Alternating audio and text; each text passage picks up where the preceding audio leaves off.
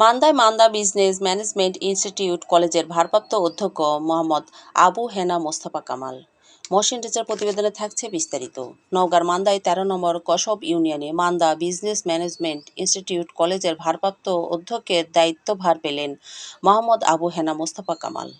অনুষ্ঠানে প্রধান অতিথি হিসেবে উপস্থিত ছিলেন সাবেক সাধারণ সম্পাদক মান্দা উপজেলা ছাত্রদল নূর এনায়েত মোহাম্মদ নুরুজ্জামান হারুন।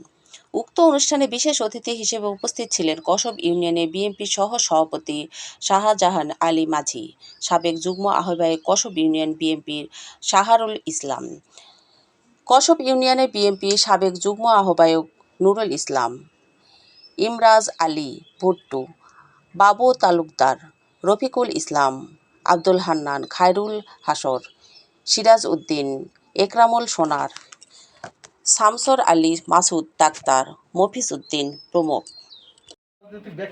বক্তব্য দেওয়ার অভ্যাস নাই, তবে আমরা খুব খুশি, দীর্ঘদিনের অপেক্ষায় আছি আমরা যে কবে এই প্রতিষ্ঠান একটু ভালো হবে। অনেক দিন ধরে আমরা চাকরি করছি, কিন্তু এখানে কোনো সরকারি অনুদান নাই, কোনো সেরকম অভিভাবক নাই।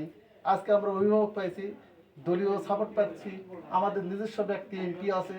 আমরা অনেক কিছু আশা করছি এবং আমরা আশা করি সেটা পূরণ হবে। আলহামদুলিল্লাহ, পরম করুণাময় আল্লাহর কাছে কৃতজ্ঞ। মান্দা বিজনেস ম্যানেজমেন্ট ইনস্টিটিউটের আমি প্রতিষ্ঠাতা সদস্য ও প্রভাষক কম্পিউটার।